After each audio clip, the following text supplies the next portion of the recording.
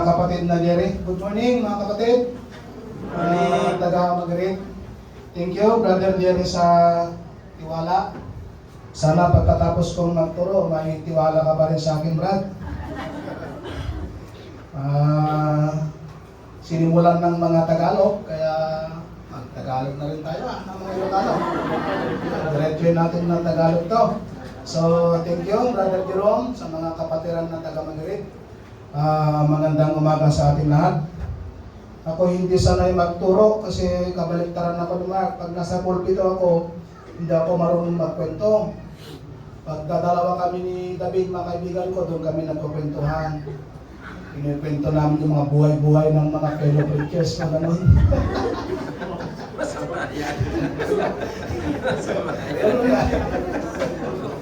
Ganun din yung mga preachers pag ako'y dalawa lang kami sa sakyan, nagkukwento-kwentuhan. Pero sa pulpito, bihira ako magkwento kaya hindi mahaba yung preaching ko.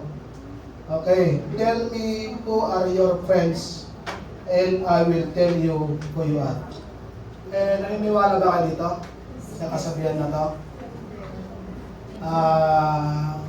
Sigurado ako na lahat tayo dito makarelate kasi young people, may mga kaibigan kayo, yung mga feeling young, may mga kaibigan din yung mga yan, yung mga fellow preachers, mga kaibigan,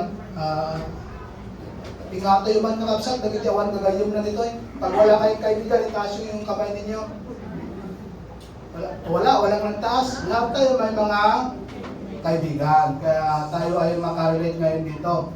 Sabi dito, tell me who are your friends are, and I will tell you who you are. Pag gwapo yung kaibigan mo, di gwapo ka na rin. Mabuti lang, kaibigan ko si Brother Jerome, saka si Darwin. Si Brother David, ewan ko kung kaibigan ko. Hindi pa ako tumatayo, bro, wala lang ako, 20 minutes lang, 30 minutes lang. Parang moment ko na to, kailangan. Ikon ko na, isagad-sagad ko na rin. Si David, medyo kanyan eh. Fellow preachers ko lang yan. Diba? Ganon. Pero kaibigan ko yan. Peace tayo, Brother David.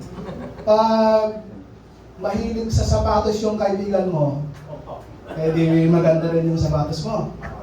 Diba? Si Brother Jerry, 7 sapatos na binigay sa akin yan. 7. Dati wala akong hilig sa sapatos, pero nung naging kaibigan mo si Jerry, collector ng sapatos, marami na rin akong sapatos. Meron pa isang kasabihan yung same feather flock together. Tuturing ka yun, no? Tuturing. Sige. Okay. Sa Proverbs, Ilocano, tigayam agayat ti amin na tiempo. May pera ka man o walang pera, gayum lang ta. Titigay ng sawa ni niya. All times, gayum mo diyay. Ganyan ko na naman, kenti kapsat, nayanak amay paya kasalisal. So, agad ko muna nga, mas nadagdag ka pa, kenti kapsat, kenti gayum, maganda diyay, kapsat mo na maminsan, siya. Then, Ecclesiastes chapter 4, verse 7, tanumatuang ti maysa, bangunan natin, gaduanan. Kaya sunod saan nga saan. Kaya masarap ang may kaibigan. Mismong si Jesus Christ, may kaibigan siya. Di ba, shortest Bible verse in the Bible is nagsagip ni Jesus. Bakit umayak si Jesus Christ?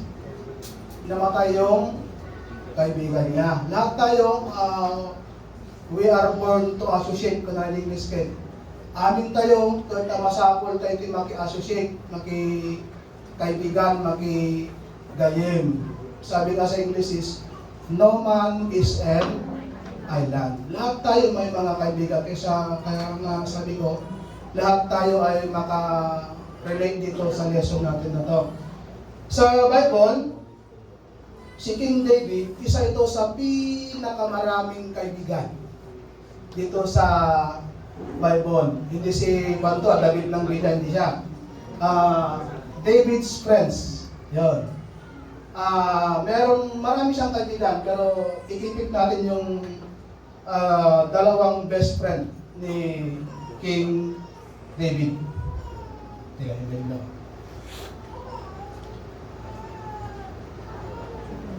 Yung isang pangalan ng kaibigan ni King David ay si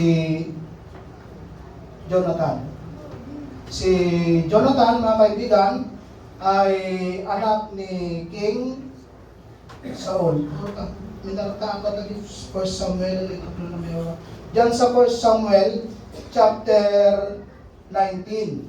Ito yung isang kaibigan ni King David. Pero ko din 1 Samuel chapter 19. Okay, dito sa Bible natin, Ilocano, si Jonathan ay anak ni King Saul na siya ang unang hari ng Israel. Buhat ng pinatay ni David, si Goliath, ay parang superstar na si David noon. Kasi iso na tinaturod, iso na lang tinakapatay kin ni Goliath. Nga awan ti makaisano kin ni Goliath ini. Iso nga nung makita ta ni King David iti talaga nga superstar, so nati masinunoong agbalin nga ari iti Israel. Ket dali nga pasama kakabsat ket kagura ni Saul. Iso nga ni Saul ket iti verse 1 binilin na dagiti amin nga taga Israel, including ni Jonathan nga anak na, nga patayin da ko man ni David. So kasi iti senaryo. Iti verse 1 po na, ket ni Saul in Saul na ken Jonathan, nga anak na lalaki, ken amin dagiti adipon na, papatayin da ko man ni David. Ngem ni Jonathan nga anak lalaki ni Saul, nagayat unay ken David. Ni Jonathan gayon ni David kakabsat. Ket ni Jonathan imbagana ken David, akin unana, ni Saul nga ama agsapol iti pangpapatay na ken ka. Gapuna ita agtalaw agdawat ken ka nga alwadam tabaging iti bigat ken aging ka iti maysa analimod a lugar. Agtaeng ka, thank you. Iti maysa analimod a lugar ket aglumon ka.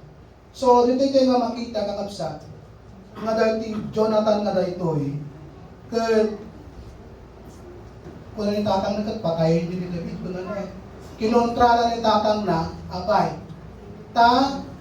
best friend na ni David kasi ni Jonathan mabaling nga sula ka matinex nga ari kasi ikaw dito tatang na di ari namidimba ko ni tatang na patayin nyo dito David nga dito nung kumanagat agura ka tatang apay yung kapatayin ni Ismar mga basket isunatin ng padayti kanya to sunatin ng pataykin ni ni Goliath tapno maisip Israel apay nga patayin kinontra na ni tatang na tapno maipagtanggol na lang ni David. He stood for righteousness kasi tigayon kapsa kasi tigayon nga pinto tigayon na mapahamak kaya na nga ipagtanggol ni Jonathan kakabsat. He stood for righteousness. Kinontra na ni tatang na tapno may pagtanggol na dayay gayon na. Tuloy sa kayo. He was loyal. Kasi no aron mo sa ito impangag ni King Saul ni Jonathan. Alam mo kung kung na patayin dahil gayon mo na. Ngam dali promise ni Saul nga dijay hana nga tinungpad. Yung basahan tayo verse 5. Kasi pagtangtanggol ni Jonathan ni Caps ni Gayom lang ako ni David. Verse 5. Tayo suing kabil na, itibiyag na, itiima na, kat kinabil na iti Filisteo. Ibagbaga na iti inaramid ni David. Ibagbaga ni Jonathan, ginaramid ni David, iti Israel. Ngayon tanggol na, pinatay na ni Kwa, kanari ni Goliath. Third, nagragsak ka.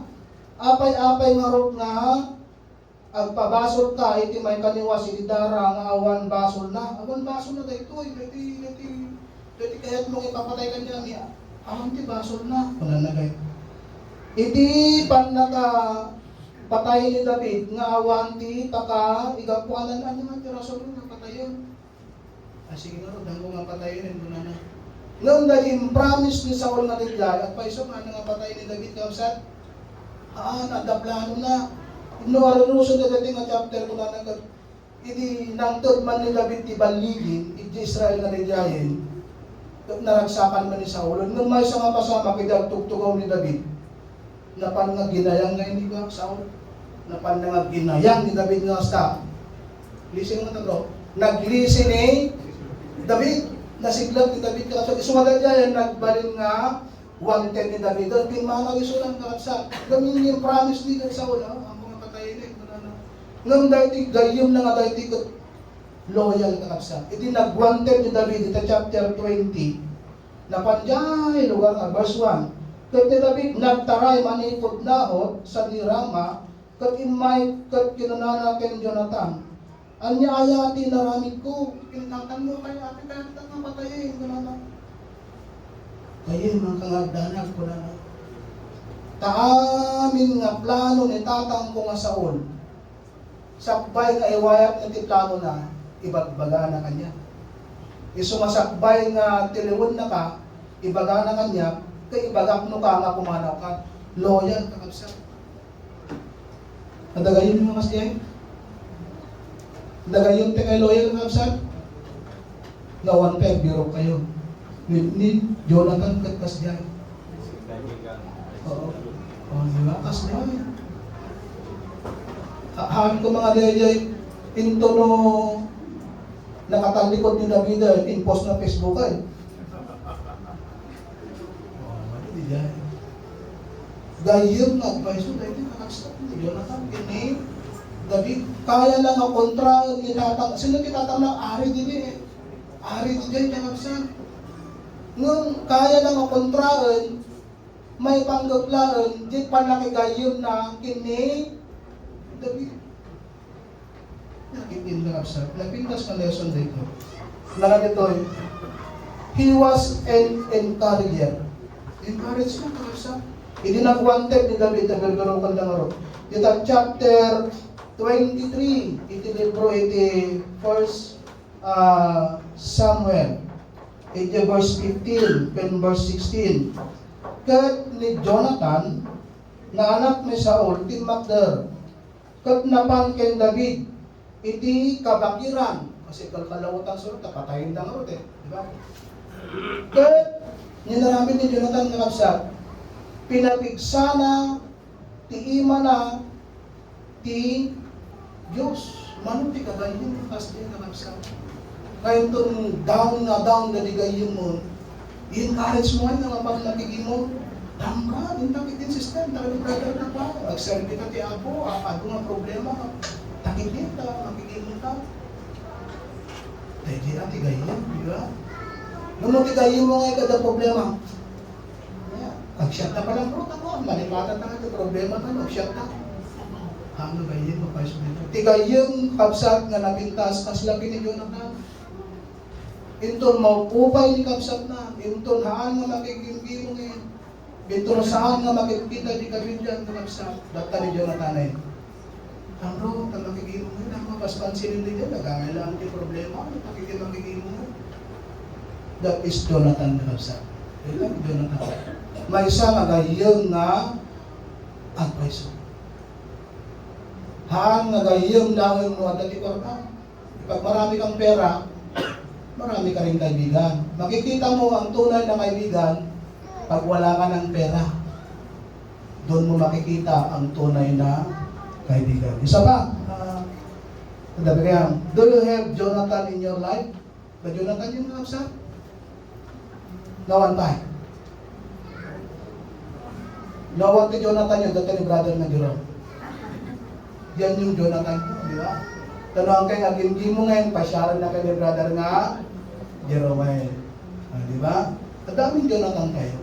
Kung nawan pa, kay Jonathan mo, Jerome, data lang yun na. Jerome, kay Jonathan mo. Okay. Are you being Jonathan in other people's life? Ano, correct English ko sa kung di kahit kung may pakawat, nagbalil tayo nga Jonathan eh. Wala, di ba? Dagi ka preachers tayo, Jonathan tayo kita, dagi tagagayin mo, Jonathan mo kita. Ha? Nga nakasagana nga mangtulong kanya sa hirap at sa ginhawa. May isa pang kaibigan si King David. Kaibigan. Tinagal na kay Nathan. Ni Nathan ko na was a prophet. Propeta niya ako Diyos.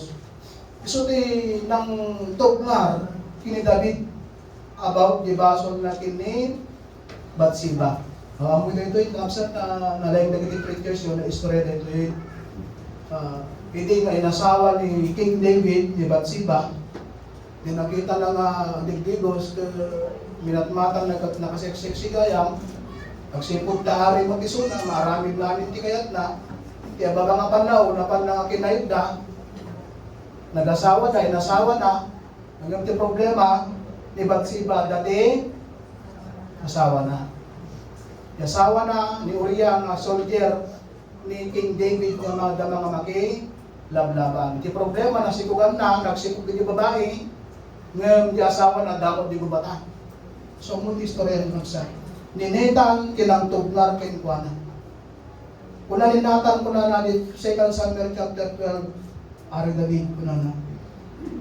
Adat istorya kanya. May isang tao kuna nagat nakabakbak na. Ado, tisani ko na, ado karnero na, ado bakbaka na, nabakla. Damon ti may isang tao, adati tupa na, may isa. Ay, ito na din tupa na nga kayo. Amo, maamuari ko na. Adati may isa, dati bisita na, di bakla nga bigay. Imbis ko mga mang party, iti animal na, kaya bisita na.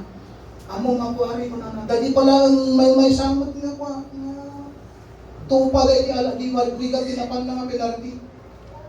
Oh, nagumot ni Aring David. Nagailag. Lumitaw. Kani David, lumitaw. Tagblas. Oh. Sila no basketball, iyo ko yun. Oh. Ailag. Asino tayo ta? Lumitaw. Sika tayo dyan, Aring David. Oh. Tawon kinaglawas, hindi nakasama ka na sibukan na din dyan. Oh, tiyan mo ni Ari nga David, nalipatan ni Apo Yusay. Nailimang ni Ari David, dahil araming na dintero ng Israel kakabsa. Tamo yung istorya ko. Pinagaway na ni Uriah, tapos mo kayo daan na ni Bagat na. Yung madina kayo ni Uriah, kung ano, loyal ni Uriah. Kasama ako, Ari David na, grab-grabsap kami ni Bagat ko. Makilablaban na hindi ka magawin niya, ako may turot. Nagsubli ni David, ay ni Uriah. Plan B ni David, nalay ni David, nalay ang plano ni David. Sabi niyo ako di sa amon, so laban eh. So, nakain ang istorya. Manong tawon, pinaglabasan ka sa kaya muna nalipatan ni Apo Luson. Nga maan, siningir ni Apo Luson. Babaan kinigayong na nga Nathan nakabsat. Nakadalikado din yung baga ni Nathan nakabsat. Apay, Ari, dahil pag-TV na gana eh. Ari, lintig pisaw na din yan. Okay, patayin niyo ni Nathan. Okay, automatic din kanapsa. Si Kadiday, ari lagi, nagado ti asawa mo. Ngun di anak ni asawa ni Kuya pa lang, asawa mo eh. Basol ko niya. Nung dinapasama kakabsa ni Ari nga David, bigiti panay. Ni Ari nga David, nagbabawi. Ninatang kakabsa, nabayagan na kayo ni David. Kayo na, best friend lang. 2 Samuel chapter 7, makikita na ni David, napangkininita. Nathan, gagawa ako ng templo para sa Diyos. Okay yan, very good yan. Supportaran ka na, may handay na. Nathan eh. Tapos David, gayon na kabisa. Ngano, pimintas ti biyag di gayon na, maragsakan ka na eh. Nung nakahalat yung Montero ni Paro John, maragsakan ka na. Apay ka, dapakisa ka namin, di ba? Amen. Eh nga nung nakahalat yung lugar ni Bato, maplak, amo mo ka mo mabayan. Madumpar, kumak. So, dumpar. Hang na gayon, di ba? Maragsakan ka, tapos din ni Nathan na sabi, uy, sige, patagdar ka na templo nga ron. Patagdar ka. Nung istorya na ni Apo Diyos ko lalaki ni Nathan, haan nga may karin ni David. Haan nga may karin ni David, nga agaramit ni templo. Iso nga hanga ni Ari nga David tinagaramit yung kakapsat. Sino? Anak na nga Solomon. Nung di po tinikot, sinuportaran na kami gumadilang ni talaga kayong da close friend na kakapsat. Exposing David's sin carried many risks. Delikado din kakapsat. Tapos lang po muti ka dito niya, mahamot na po nito.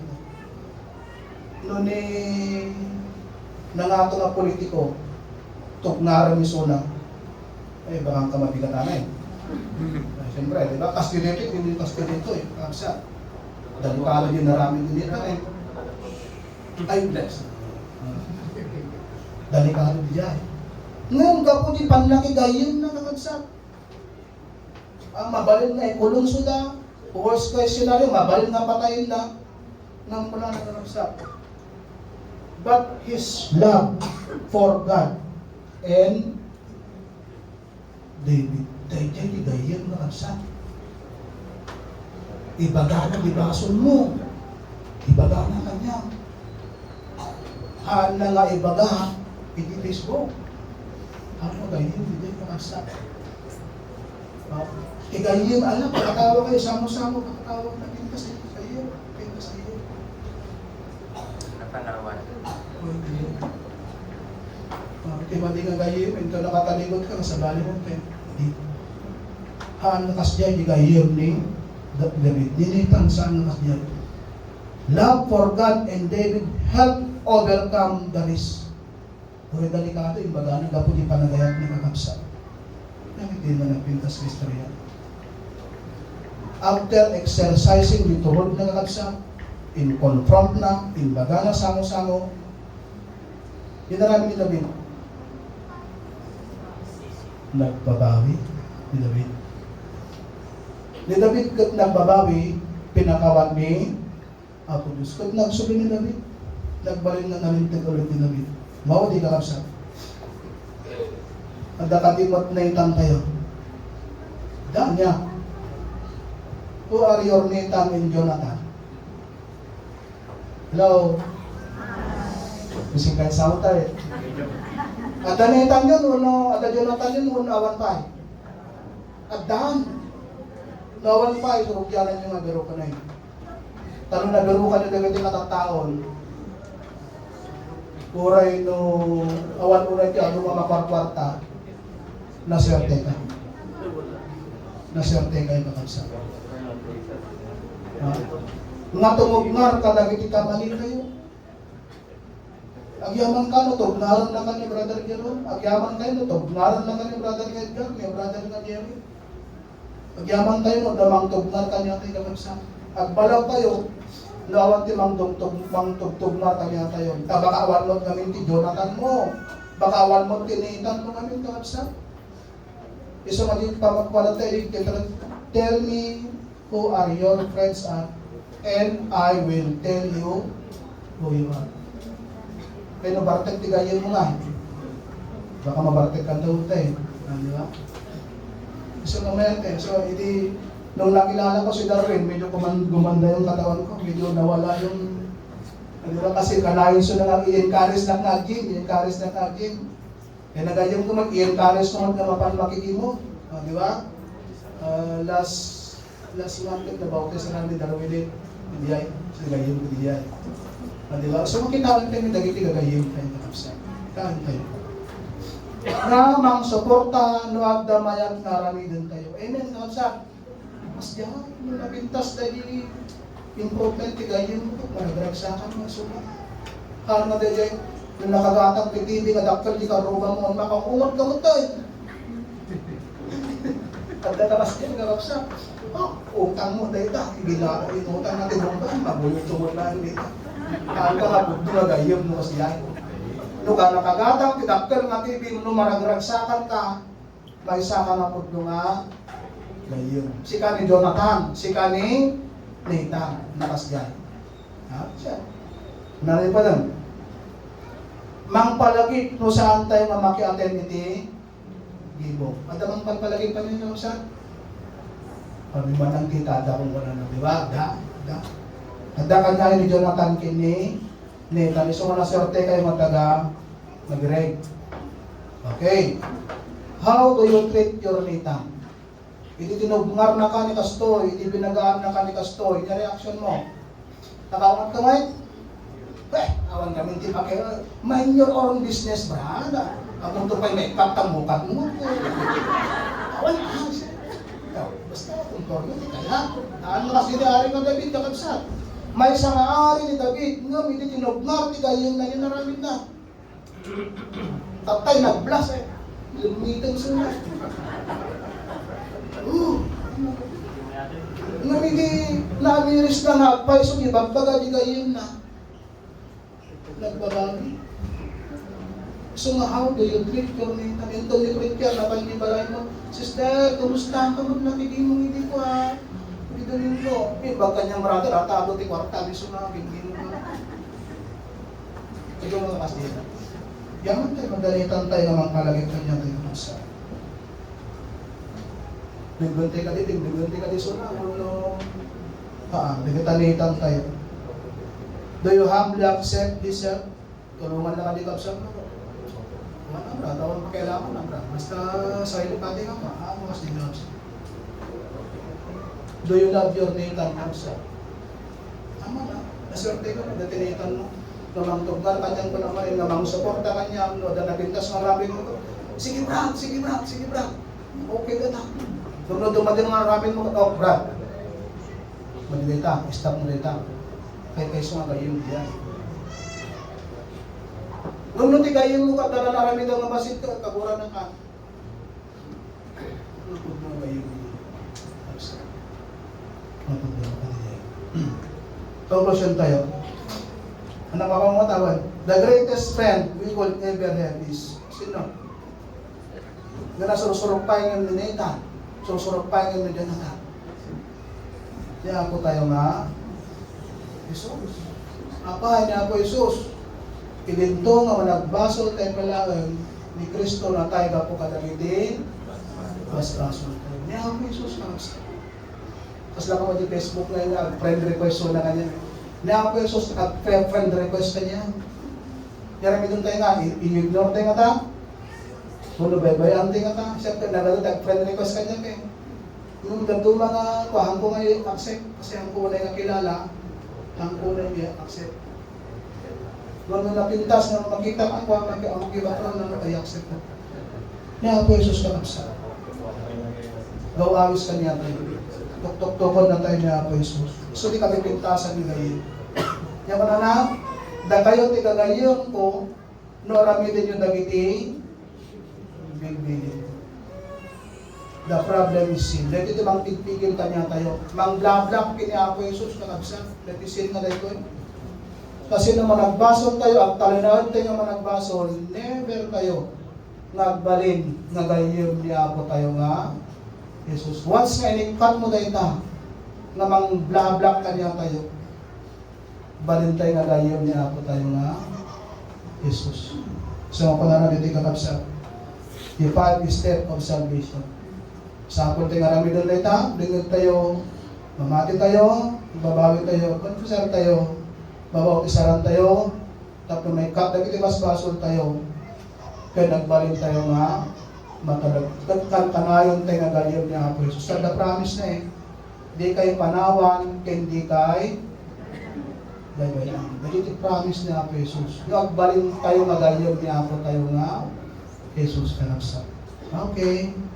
Dito ako dita, death, burial, and resurrection of Jesus Christ, na tayo suna na itanong, at nakungar, kada tayo ba'y, pasapol tayo mo nga matay ti basol, masapol tayo mo nga may tanong, babawang ti bautisan, kaya pasapol nga agungar tayo mo ti baro nga panagbiyak. Daen, kunanan. Yung sumunod ti daen. Nakatulo na po. Taking of Sakti, alos yung nagdinig. Thank you, Brother Jerry. Sa akin ako matagayog na pala mo. Di ba ka, ibabawin mo din dito ang sapatos hanggang. 7 na sapatos ko naman. Titigad na kanya. Brother Jerry. Salamat sa tiwala, Brother Jerry. Tagang di taga-Mamirig. Thank you, Kapsa Brejay.